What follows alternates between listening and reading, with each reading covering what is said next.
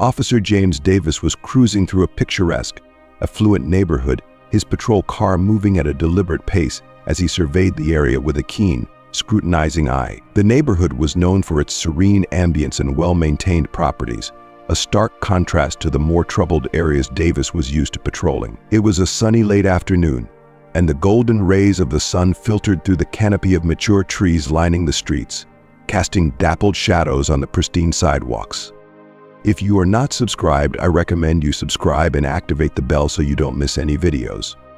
General Michael Adams, a man of distinguished service and high rank in the United States Army, was taking his usual leisurely walk down one of these tree-lined streets. Michael was a striking figure, tall and athletic, with a build that spoke volumes about his disciplined lifestyle and years of military training. Even in his casual attire, simple jeans and a white t-shirt, there was an unmistakable aura of authority and grace about him. His posture was upright, and his stride was steady, reflecting the calm confidence of someone accustomed to both leadership and personal reflection. Michael had been a regular visitor to this neighborhood for years. Unbeknownst to many, he owned a residence just a few blocks away, a retreat he had purchased to escape the intense demands of his career. This house was his sanctuary, where he could momentarily set aside the weight of his responsibilities and enjoy moments of peace. Today was no different. He was out for his routine walk, soaking in the tranquility of the late summer afternoon and relishing the simple pleasures of life. Officer Davis, meanwhile, was absorbed in his routine patrol. He adjusted the rearview mirror in his patrol car, his gaze continuously scanning the neighborhood with a mix of vigilance and boredom. The engine of his car purred softly as he drove, and he took note of the familiar sights: the children's bicycles propped against fences, gardeners meticulously tending to their lawns, and the occasional jogger or dog walker. The routine was comforting in its predictability, yet it also carried a sense of constant vigilance. As Davis drove, his attention was suddenly caught by a lone black man walking down the street. The man's presence seemed incongruent with the neighborhood's typically homogeneous demographic. He was tall, with a muscular build that was evident even under his casual attire. His calm and unhurried gait did not immediately suggest any form of distress or urgency, but to Davis, something about this scene triggered a sense of unease. The man's relaxed demeanor and lack of visible concern stood in stark contrast to Davis's perception of the neighborhood's usual occupants. Davis's instincts, honed over a decade of service, began to signal that something was amiss. He had always prided himself on his ability to sense when things were out of place, and in this affluent, predominantly white community, any deviation from the norm raised red flags. To Davis, anyone who did not fit the typical mold was often considered a suspect. Whether the man was lost or potentially involved in something nefarious, Davis was determined to investigate further rather than simply driving past. As Davis's patrol car slowed to match the man's pace, he observed the man glancing briefly at the vehicle with an expression that seemed calm and indifferent. This reaction, or lack thereof, further agitated Davis. The man's ease and composure seemed almost defiant to him, as though he was entirely unfazed by the presence of law enforcement. To Davis, this was more than just a casual stroll. It felt like an affront to his authority and the order he believed he was maintaining. Fueled by a mix of suspicion and personal bias, Davis decided to confront the man. He could not shake the feeling that this encounter was somehow significant, and his need to assert control overshadowed any rational assessment of the situation. As he prepared to question the man, he remained oblivious to the fact that his actions would soon lead to a revelation that would profoundly challenge his prejudices and assumptions. Davis made a swift decision to pull his patrol car over to the curb, parking with a deliberate firmness. He stepped out of the vehicle, adjusting his belt and radio clip with a practiced motion, the creak of his gear punctuating the stillness of the street. Michael, continuing his walk, remained unaware of the officer's approach until Davis's voice cut through the quiet. "Hey, you there," Davis called out, his tone carrying a blend of authority and impatience. Michael halted and turned to face Davis, his expression calm and his posture relaxed. "Yes, officer. Is there a problem?" he asked, his voice even and composed. Davis hesitated for a moment, taking a closer look at the man before him. The calmness in Michael's demeanor seemed to heighten Davis's suspicion. Michael's steady gaze and unruffled demeanor only served to irritate Davis further. "What are you doing here?" Davis demanded, his voice sharp and edged with disapproval. "Just taking a walk," Michael replied, his tone steady. "Is that not allowed?" Davis's frown deepened. The man's calm and unbothered response unsettled him, making him feel as though he was losing control of the situation, something Davis prided himself on. He took a step closer, his shoulders squared in an attempt to assert his dominance. "I'm going to need to see some ID," he instructed, his voice firm with authority. Michael raised an eyebrow but remained unmoved. "Why am I being accused of something?" Davis's patience was running thin. "This is a private neighborhood. We don't usually see people like you around here. I have the right to question anyone who seems out of place." Michael sighed softly, which only seemed to fuel Davis's irritation. "I live nearby," Michael explained, "just a few blocks over. I'm not doing anything wrong, officer. I'm simply enjoying a walk." If you are still watching this video and find these stories useful, please comment number 1 below to let me know that you are still watching this video with me. Thank you for your valuable time. "Show me some ID," Davis repeated, his hand instinctively moving toward his belt, where his radio and other tools of authority were attached. His training had ingrained in him that maintaining control was crucial, and he wasn't in the mood for resistance. Michael, maintaining his calm, slowly reached into his pocket and retrieved his wallet. He held it out, displaying his identification for Davis. Davis took the ID, his eyes scanning the name and address with growing surprise. The address was indeed local, but something about the situation still felt off. Maybe it was the man's unruffled demeanor, or perhaps Davis's sense of duty and entitlement. "I've never seen you around here before," Davis said, his tone still stern. "How long have you lived here?" "Several years," Michael responded. "I don't venture out much, usually working." "I don't see why this is necessary." Davis felt a flush of anger rising in his face. He disliked being questioned, especially by someone who seemed to challenge his authority. His grip tightened on Michael's ID as he snapped back. "Necessary or not, I have a job to do. We've had reports of suspicious activity in the area. I need to make sure everything is in order." Michael remained silent, his eyes unwavering as he met Davis's gaze. There was no fear or reluctance in his expression, just a steadfast calm that seemed to infuriate Davis further. Davis felt a surge of frustration and a need to assert his authority over someone he felt was defying his control. "Stay right here," he ordered. "Don't move." He turned on his heel and headed back to his patrol car, his heart pounding with a mix of irritation and a reluctant undercurrent of doubt. As he approached the vehicle, he cast one last glance at Michael, who stood silently, awaiting further instructions. The sense of unease in Davis's chest grew, a storm cloud of uncertainty hovering over his judgment. Despite his inner conflict, Davis was resolute in his role as an enforcer of law and order. He couldn't afford to second-guess himself, not at this moment. Davis settled into the driver's seat of his patrol car, his eyes trained on Michael through the rearview mirror. He began entering the man's details into the system, a sense of foreboding lingering in the air like a prelude to a storm. Michael stood on the sidewalk, his composed demeanor unshaken by the scrutiny. The quiet of the street was punctuated only by the occasional chirping of birds and the soft hum of Davis's patrol car. Michael focused on maintaining his calm, knowing he had nothing to hide. Despite the officer's questioning and the demand for his ID, Michael's resolve remained unbroken.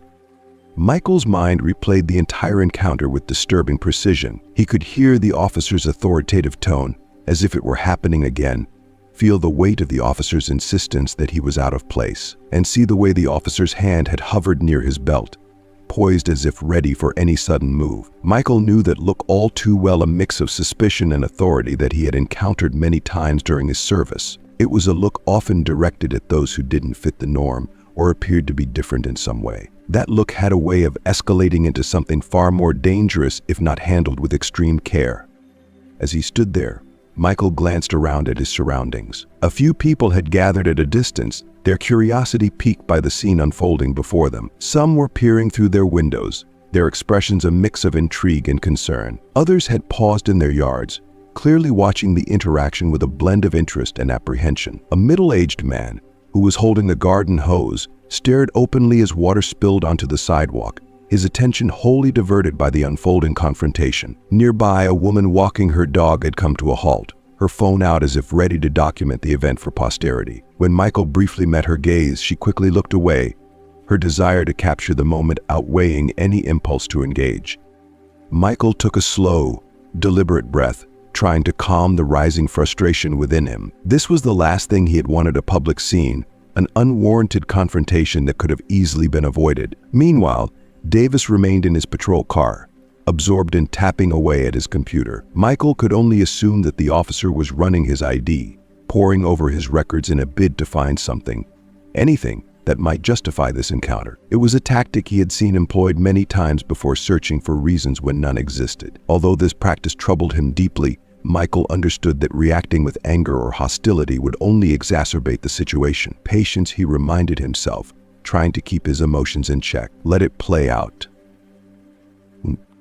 Eventually, Davis emerged from the patrol car, his irritation evident. He held Michael's ID in his hand, his face set in a mask of annoyance and disapproval. As he walked back toward Michael, he made a deliberate effort to stand a little taller, trying to assert his dominance. "Your record's clean," Davis said, his tone almost tinged with disappointment, as though the absence of a criminal record was somehow unsatisfactory. "But that doesn't explain why you're here." Michael kept his voice calm and even. "I've already explained. I live here, and I'm simply out for a walk. That's all there is to it." Davis's eyes narrowed further, scrutinizing Michael with an intensity that seemed to grow with each passing second. "And I've informed you that we've had reports of suspicious activity. I must investigate." Michael maintained his steady demeanor. "I understand you're doing your job, but this situation is an unnecessary escalation. If you had done your job thoroughly, you would already know that I am a resident of this area." Davis's jaw tightened, his frustration evident. "I suppose that's true, but you still don't fit the usual profile. I'm going to let you go this time, but don't let it happen again." Michael took a step back, his hands finally unclenching from fists at his sides. "Thank you, officer. I hope we can resolve this without any further complications." Davis nodded curtly, the air between them charged with unspoken tension, before returning to his patrol car. Michael watched as the officer drove away, his frustration mingling with a profound sense of weariness. This was more than just a minor inconvenience, it was a stark reminder of the deeper societal issues that lingered beneath the surface. It underscored the biases and misunderstandings that had the potential to turn a simple walk into a contentious confrontation. As Davis's patrol car receded into the distance, Michael continued his walk, but his mind was no longer attuned to the tranquility of the neighborhood. His thoughts were consumed by the encounter, by the unsettling realization of being judged based on appearance rather than actions. The weight of what had just transpired seemed to burden his every step, casting a shadow over what should have been a peaceful evening stroll. Michael observed the neighborhood, realizing that someone was under the impression they could walk around without being questioned. His patience was rapidly diminishing. He had made multiple attempts to reason with Davis, explaining his presence and intentions, but Davis wasn't interested in listening. This wasn't merely a matter of safety, it was about control and the assertion of authority over someone Davis perceived as a threat based solely on their appearance. Michael cast a glance toward the onlookers who had gathered, their eyes filled with curiosity and concern. Then he turned his gaze back to Davis. "Officer, I want to make it clear that I am not resisting," Michael said, his voice steady despite the mounting tension. "However, I am fully aware of my rights. You have no legal grounds to arrest me. I have done nothing wrong." Davis's eyes narrowed with a flash of anger. "I'll be the one to determine what's wrong and what's right," Davis snapped, his tone carrying a menacing edge. Without any further warning, he reached out and seized Michael's arm with a forceful grip. "You're coming with me." Michael's muscles tensed as Davis's grip tightened, but he remained composed. His training had equipped him with the ability to overpower the officer if necessary, but he recognized that such a move would only exacerbate the situation. Reluctantly, he allowed Davis to lead him toward the patrol car, feeling the rough metal of the handcuffs as they were fastened around his wrists. If you are still watching this video and find these stories useful, please comment number 2 below to let me know. Thank you for your valuable time. "Is this necessary?" Michael inquired, his voice calm yet firm, trying to reason with the officer. Davis, however, disregarded the question entirely, giving Michael a firm shove toward the back of the patrol car. Michael complied, taking his seat in the back of the vehicle with his hands cuffed behind him. He looked out through the window at the crowd of onlookers, their expressions a mix of confusion and concern. Among them was a woman with a dog, her phone raised as she recorded the entire incident. Michael hoped that the video would serve as a deterrent to any further escalation. As Davis slammed the patrol car door shut, Michael was overwhelmed by a surge of frustration. He had set out for a simple, peaceful walk to clear his mind, only to find himself treated like a criminal, simply because of the color of his skin and the assumptions that accompanied it. He could hear Davis's voice over the radio, tense and authoritative as he relayed the situation to the station. Michael leaned back in the seat, drawing a deep breath to calm himself. He understood that this confrontation was not merely about his situation but reflected a broader issue he had grappled with throughout his life. Now, as he sat in the back of the patrol car with his hands restrained, Michael was reminded that the struggle for respect and equality was far from over. The journey to the police station was silent, but the atmosphere was charged with tension. Michael remained still in the back of the patrol car, his wrists still confined by the cold metal of the handcuffs. He kept his gaze fixed forward, deliberately avoiding Davis's occasional glances through the rearview mirror. The familiar sights of his neighborhood gradually gave way to the busy streets leading into town, each passing moment amplifying Michael's disbelief at how a simple walk had devolved into this. Upon arriving at the station, Davis maneuvered the car into a parking spot amidst a sea of police vehicles. He exited the vehicle and yanked open the back door, pulling Michael out by the arm. The police station was abuzz with activity. Officers hurriedly moved about, speaking into radios and handling various files. As Davis escorted Michael through the station, several officers cast curious glances in their direction. Davis paid them no mind, his focus solely on guiding Michael down a corridor toward the holding area. Michael could feel the weight of the other officers' stares and heard the low murmur of whispers. Although he had been under scrutiny before, this was a new experience, finding himself on the wrong side of the law he had dedicated his life to protecting. Having devoted his career to upholding order and defending his country, it was a jarring and painful reality to now be treated like a common criminal. Davis finally reached a small room, pushing open the door and ushering Michael inside. The room was as expected, a stark, utilitarian space with bare walls, a table and 2 chairs. Davis motioned for Michael to sit down, and after he complied, Davis positioned himself by the door with arms crossed, a self-satisfied smirk on his face. "You'll remain here until we resolve this," Davis said, his tone curt and dismissive. Michael met Davis's gaze with unwavering calm, his eyes locking onto the officers with a mixture of defiance and weariness. "Officer, what exactly are we sorting out here? You have my ID, you know where I live. What more could you possibly need from me?" His voice was steady, but there was a subtle edge of frustration that barely concealed the simmering annoyance beneath. Davis's expression hardened, his eyes narrowing into a steely glare. "I need to understand why you were wandering around that neighborhood. What gave you the impression that you could just stroll around as if you owned the place?" His tone was accusatory, his demeanor rigid and confrontational. Michael's frustration bubbled up, his patience wearing thin. "I wasn't doing anything wrong. I live in that neighborhood.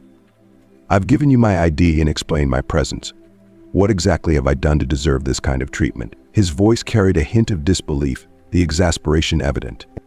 Davis's face flushed with indignation. "People like you don't just wander around upscale neighborhoods without a reason," he snapped, his voice sharp with suspicion. "You could have been casing houses, looking for a chance to break in."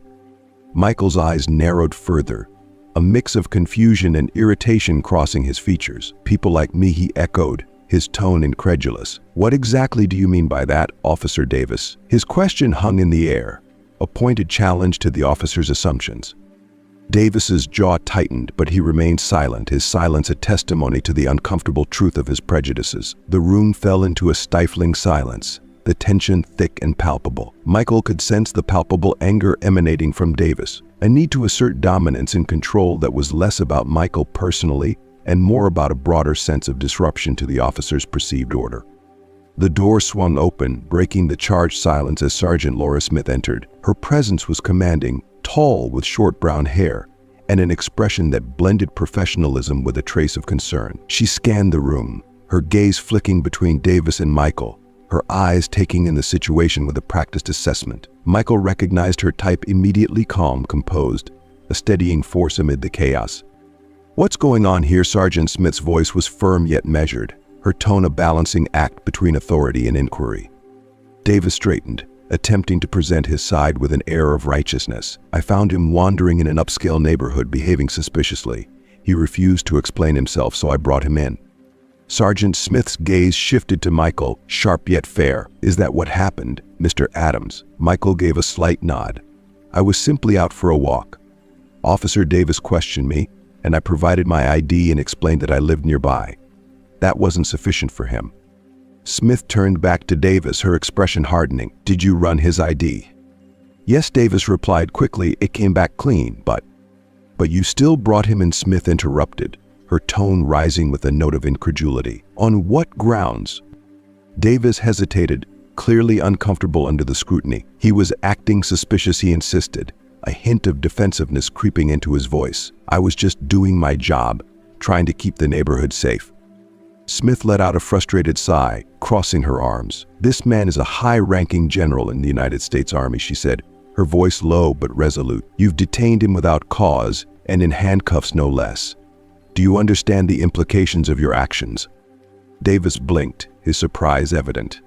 He glanced at Michael, and then back at Smith, stammering, I didn't know." Smith's eyes narrowed, her disappointment palpable. "It shouldn't matter who he is. Your role is to protect and serve, not to judge based on appearances. This is completely unacceptable." Davis fumbled with the keys, his hands shaking slightly as he unlocked the cuffs from Michael's wrists. Michael rubbed his wrists, the lingering ache from the tight restraints a tangible reminder of the unjust treatment he had endured. If you are still watching this video and find these stories useful, please comment on number 3 below to let me know that you are still watching this video with me. Thank you for your valuable time.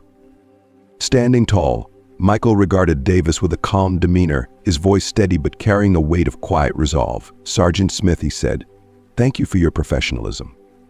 But this isn't just about me. It's about how officers like Davis approach their duties." Smith nodded in agreement. "I concur. We will address this matter thoroughly. General Adams, please be assured that this incident will be handled appropriately." Michael turned to Davis, who was still grappling with a mix of confusion and embarrassment. "I hope this serves as a wake-up call," Michael said softly. "Judging someone by their appearance can lead to serious mistakes, dangerous ones." Smith gestured toward the door. "Let's move this discussion to my office," she said, her voice leaving no room for argument. "We need to thoroughly address what transpired here today." As they exited the holding room, Michael walked alongside Sergeant Smith, feeling the weight of the other officer's stares on him. He knew that this confrontation was far from over, but it was a beginning. Conversations need to be had, changes needed to be implemented, and if this incident catalyzed that transformation, then so be it. Back in Smith's office, Michael took a seat across from her as she began drafting a report. Davis remained outside, his expression a mixture of perplexity and discomfort, grappling with the fallout of his actions. Michael stood by the glass window, his gaze fixed on the scene outside, his thoughts heavy with the weight of the long journey ahead. This wasn't merely about the actions of one officer, it was a reflection of a broader, entrenched culture that allowed such actions to occur in the first place. For Michael, this was yet another battle in a lifetime of struggles. He had fought many fights, each with its own set of challenges and stakes, but this one felt particularly crucial. The quest for respect and equality, he knew, was not confined to the battlegrounds of war or public protests. It was a pervasive struggle that extended into every aspect of life, touching every street, every neighborhood, and every interaction between people. Inside Sergeant Laura Smith's modest office, the atmosphere was thick with an uneasy silence. The small room seemed to close in around them as Michael took a seat across from Smith, his posture straight and composed, though his eyes betrayed a storm of emotions. Smith had just completed her notes on Michael's detailed account of the incident, her pen now resting idle on the desk. Outside, the ambient noise of the police station's daily operations buzzed on, but within these four walls, the tension was almost tangible. Breaking the silence, Sergeant Smith took a deep breath, her voice steady yet empathetic. "General Adams," she began, her tone reflective, "I want to assure you that what transpired today is not reflective of how we are supposed to operate. Officer Davis's actions were unequivocally out of line." Michael nodded slightly, maintaining a calm and measured demeanor. "I appreciate your words, Sergeant, but it's crucial to understand that this issue transcends the behavior of one individual. The problem lies within the broader mindset that permits these incidents to occur repeatedly." Smith's eyes, filled with a mix of regret and determination, met Michael's. Her experience in law enforcement had taught her that he was right. This wasn't simply about a single incident, but rather the deeper, systemic issues that needed to be addressed. She had joined the force to make a meaningful difference, upholding the law with fairness and integrity. But moments like these starkly reminded her of how much more work remained.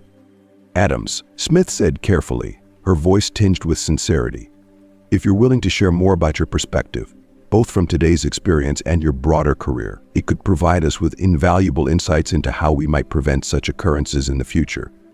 Michael leaned forward, his eyes locking with Smith's, conveying a depth of personal experience and frustration. "Sergeant, my life has been dedicated to service.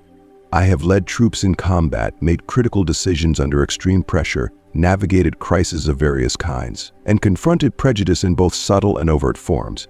But today was different. Today I was unjustly treated as a criminal simply for walking in my neighborhood. I have fought for this country, and yet I am perceived as a threat based solely on my appearance." Smith listened intently, her expression grave and understanding. "We are here to protect everyone, General, and you are right to highlight that sometimes our own biases can distort our judgment. Officer Davis has been generally regarded as a good officer, but this incident is not the first time I've heard concerns about his behavior." Michael nodded in agreement. "It's not just about penalizing Davis. It's about ensuring that every officer understands their fundamental duty to protect and serve without prejudice. This kind of racial profiling undermines trust within the community. When the public loses faith in those sworn to protect them, it signifies a fundamental failure on our part." Smith's resolve hardened. "We will take this matter seriously, starting with Officer Davis. But I agree with you, we must look at the broader picture. True change requires time, effort, and a commitment to addressing the underlying issues. This is where we must begin." Smith glanced down at her notes, her mind racing with the weight of the situation at hand. She had always taken pride in her commitment to fairness and respect, holding these principles close to her heart in every aspect of her work. Yet she was acutely aware that not everyone shared this approach, and the challenges faced were profound. "We will be conducting a thorough internal investigation into the incident," Smith announced with resolute determination. "Officer Davis will be suspended pending the results of this investigation. However, this situation calls for more than just addressing one individual's actions. We need to take a comprehensive look at how we train our officers and engage with the community as a whole." Michael listened carefully, appreciating the depth of Smith's sincerity. It was clear she was not merely paying lip service to the idea of reform. She genuinely seemed committed to driving meaningful change. "Education and training are important starting points," Michael said, his voice reflecting a mix of hope and seriousness. "But it's equally crucial to focus on accountability. Officers need to fully understand that their actions have repercussions not just for the individuals they interact with, but for the entire community as a whole." Smith nodded in agreement, her expression one of firm resolve. "We will begin by holding Officer Davis accountable for his actions," she said. "Following that, we will undertake a comprehensive review of our training programs.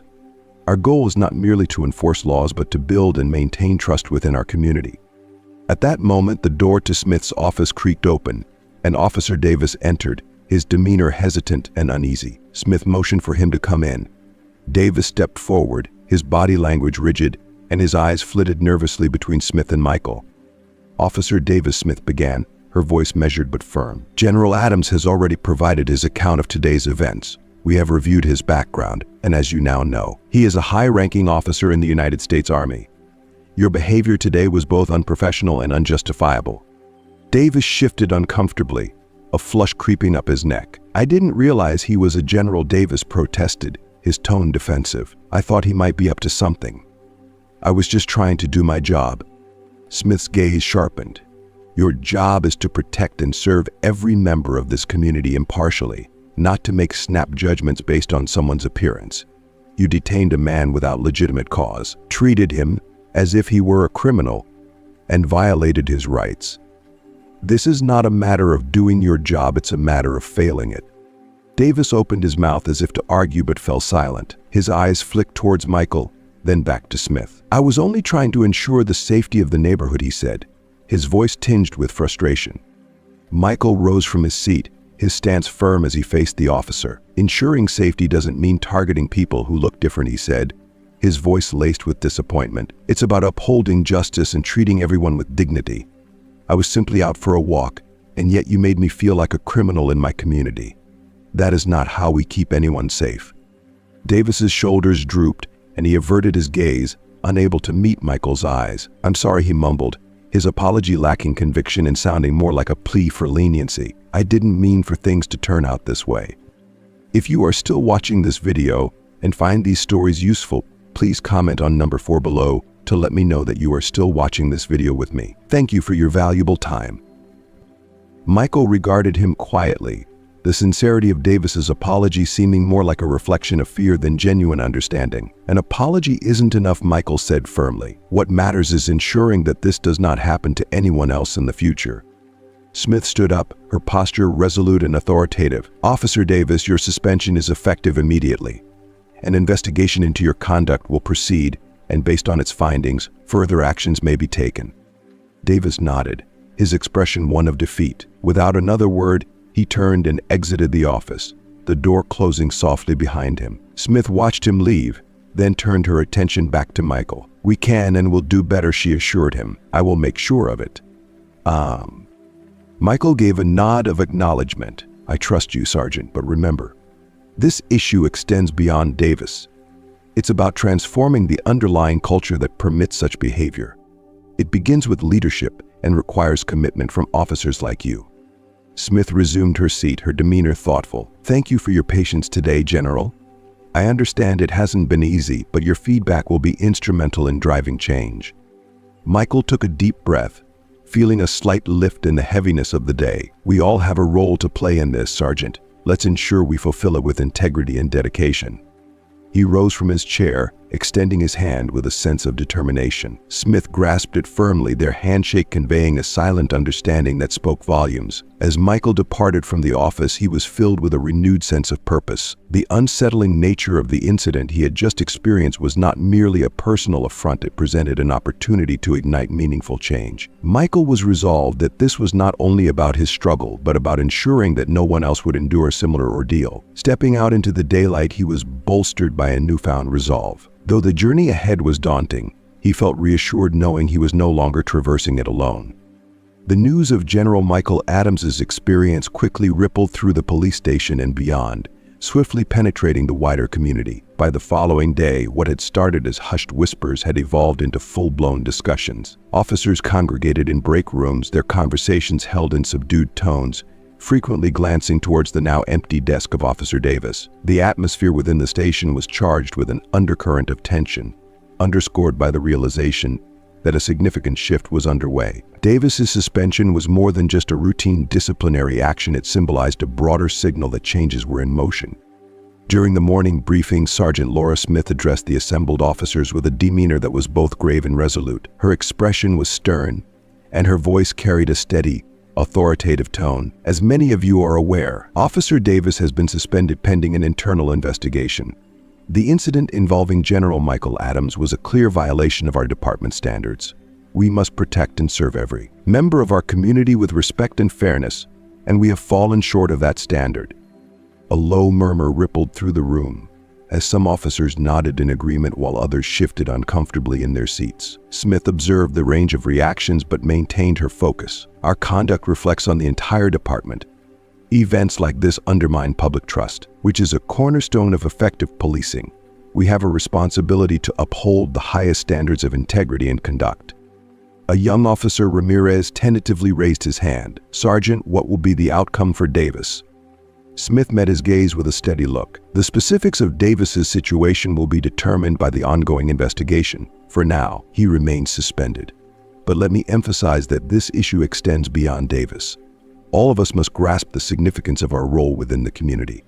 Racial profiling and misconduct have no place in this department.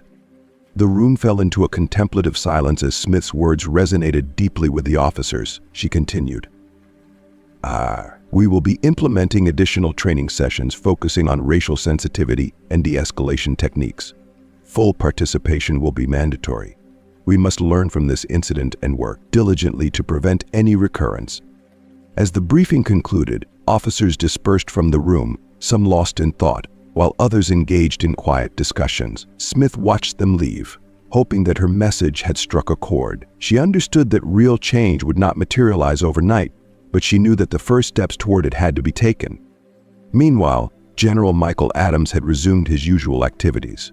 Yet his thoughts frequently returned to the incident. It was clear to him that the ramifications extended far beyond his personal experience, touching on broader societal issues. Michael had received a call from Smith, who had updated him on the investigation and the measures being implemented to address the concerns. While he was grateful for her efforts and the proactive steps being taken, Michael recognized that this was merely the beginning of a much-needed process of transformation.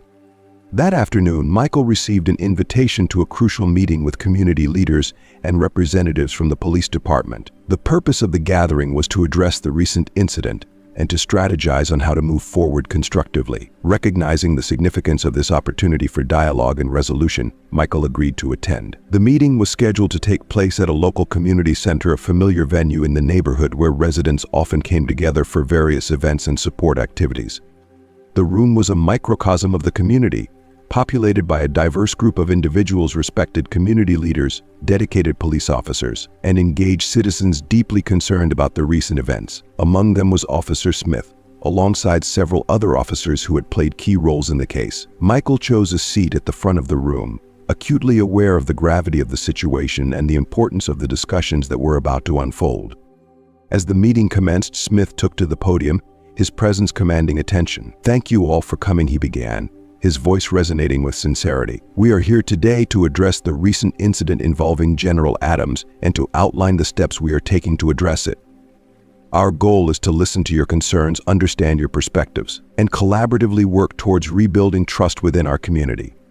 When it was his turn to speak, Michael rose from his seat, his demeanor reflecting a blend of solemnity and resolve. "Having devoted my life to serving this country, I have encountered many challenges, but this incident stands apart.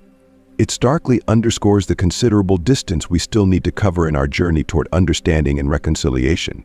I hope that through this meeting, we can make meaningful strides toward both."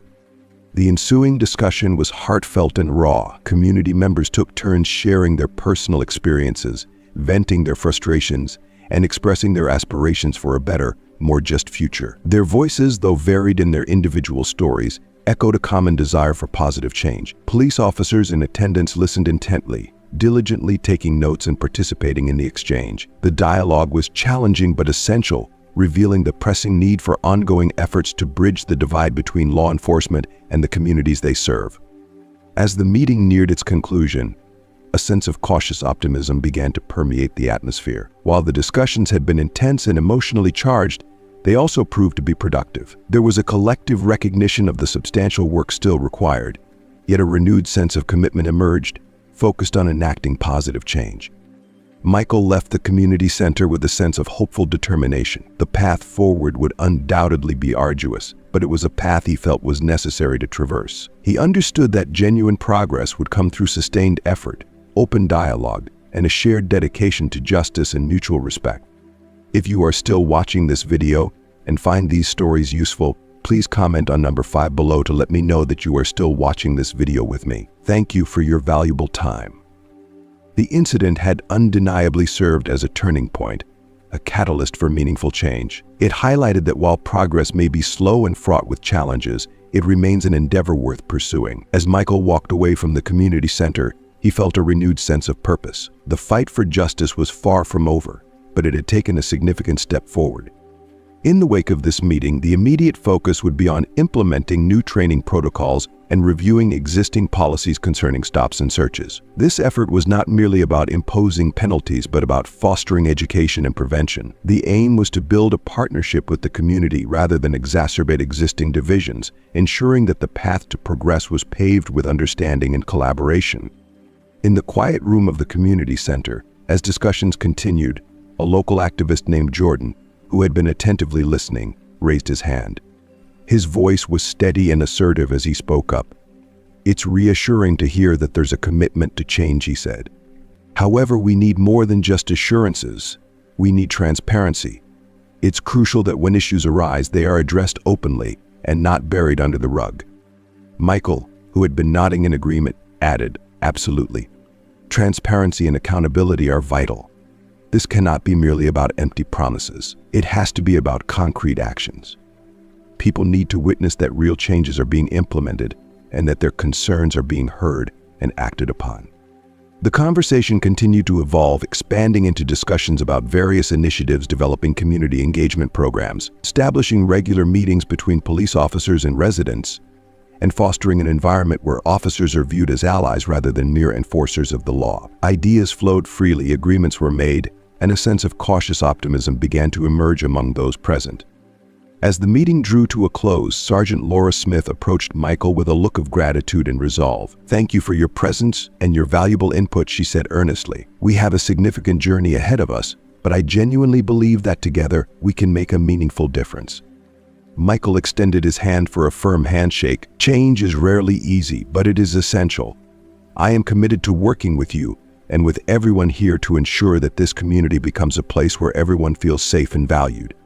Smith nodded with a determined expression. "We will tackle this together, step by step." As Michael left the community center, he carried with him a renewed sense of hope. The discussions had been forthright and constructive. Though the road ahead was still fraught with challenges, he felt that the foundations for change had been laid. Michael understood that genuine transformation would require time, patience, and sustained effort, but he was prepared to commit to the cause for himself, for his community, and for everyone who stood for justice and equality. The path ahead was long, yet for the first time in a while, Michael felt a genuine sense of progress and direction.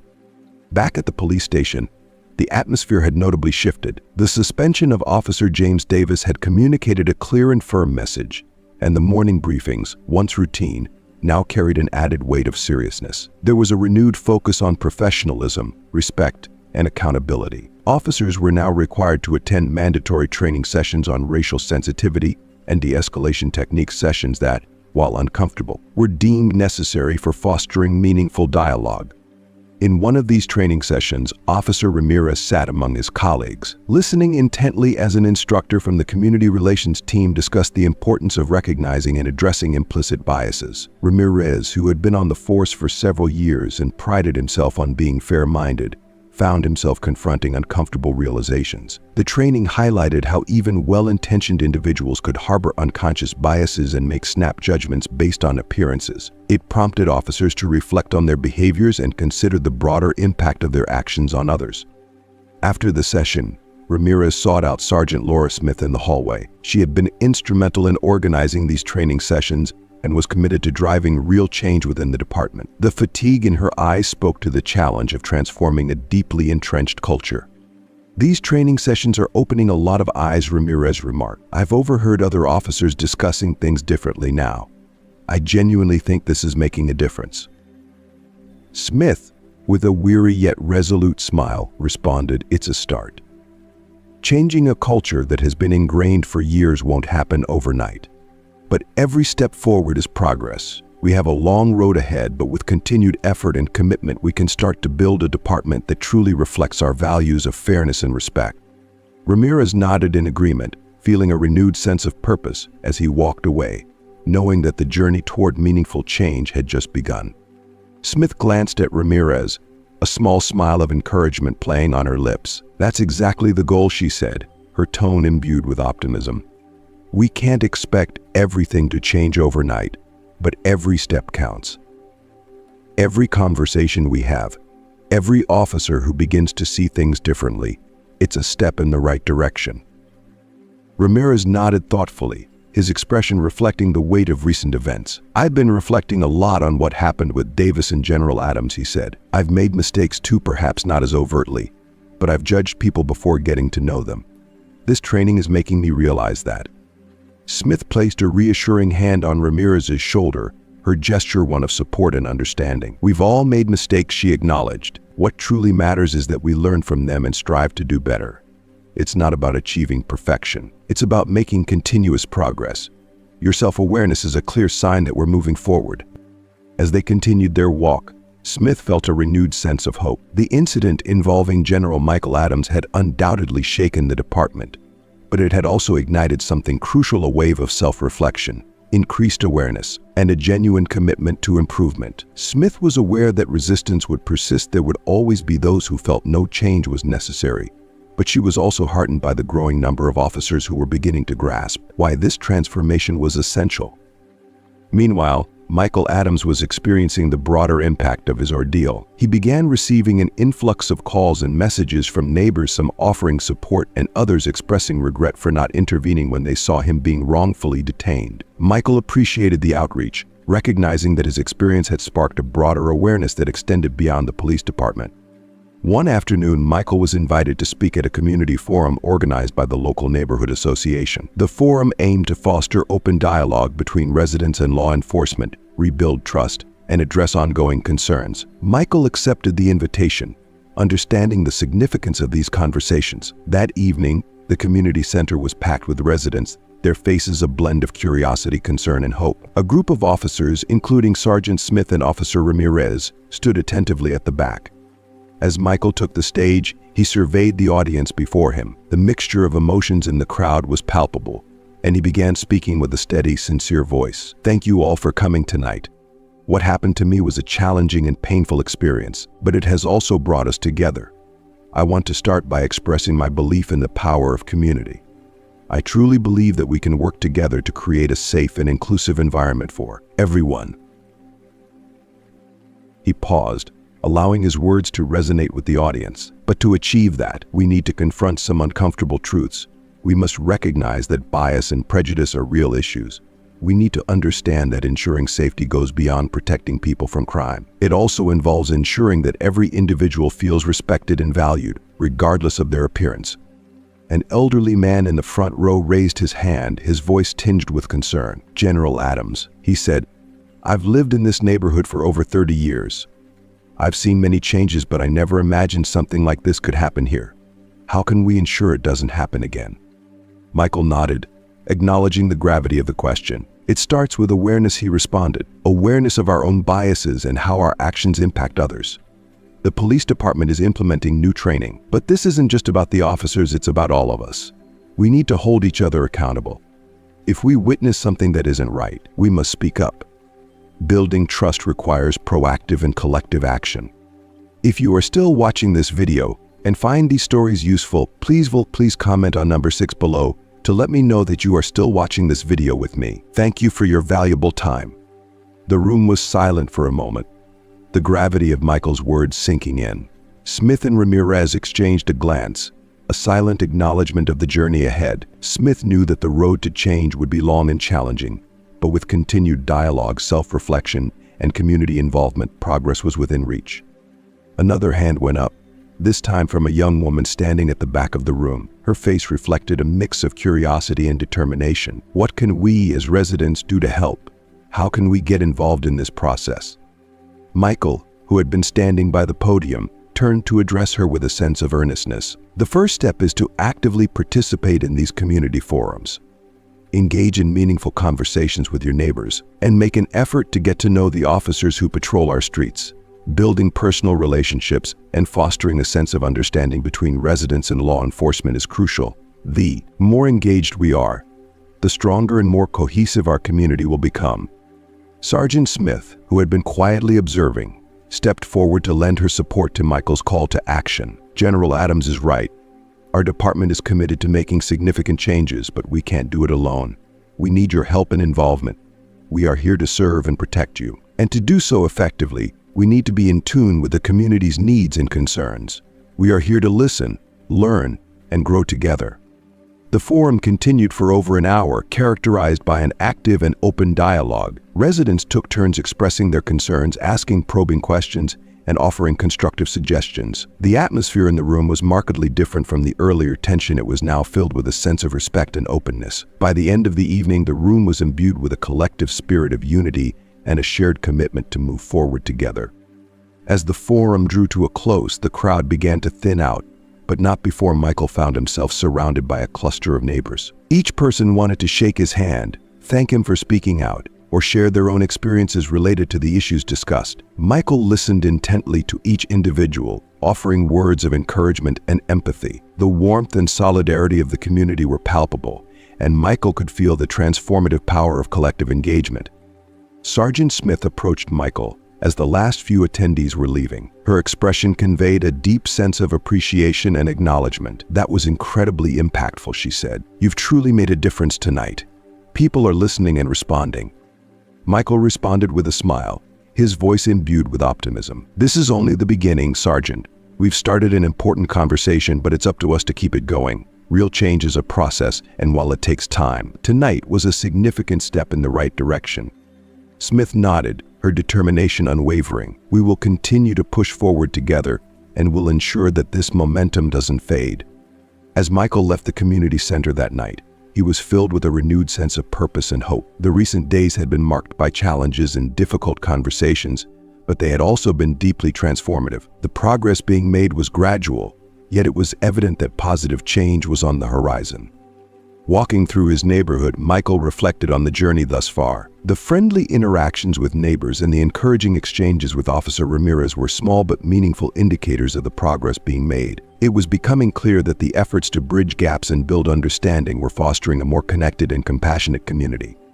The meeting with Sergeant Smith had reinforced Michael's belief in the necessity of sustained effort. The suspension of Officer Davis was a crucial step, but it was the ongoing commitment to training, community engagement, and cultural transformation that would truly define the long-term impact. Michael understood that while the path ahead was still long and fraught with challenges, the dedication to justice and fairness was stronger than ever. He took a deep breath and looked up at the night sky. The stars seemed to shine a bit brighter, a metaphor for the hope and optimism that now accompanied him. Michael knew that real change required persistent dedication and effort, but he felt confident that the foundations for a better and more just future had been laid. In the weeks and months to come, Michael remained actively involved in the community. He continued to participate in forums, support ongoing reforms, and encourage open dialogue. His personal experience had become a catalyst for broader societal change, and he was committed to ensuring that the progress continued. The journey towards a more equitable and understanding community was far from over, but with each step forward, Michael felt an increasing sense of pride and purpose in the collective effort to build a more just and inclusive society. Thank you so much for watching and engaging with our content. We've explored some profound themes in real-life scenarios today, from navigating biases and systemic issues in law enforcement to personal reflections on aging, community support, and the complexities of human interactions. We'd love to hear from you. What have you learned from today's video? Share one key takeaway or insight that you plan to bring into your own life in the comments below. Your thoughts and reflections are invaluable to us and to others who are on a similar journey of understanding and growth. If you liked this video, please leave your comment below. And don't forget to like, share, and subscribe to our YouTube channel for more thought-provoking content. Your support helps us continue to create meaningful discussions and bring important topics to light. Thank you for being part of this community. We look forward to seeing your comments and continuing this conversation with you.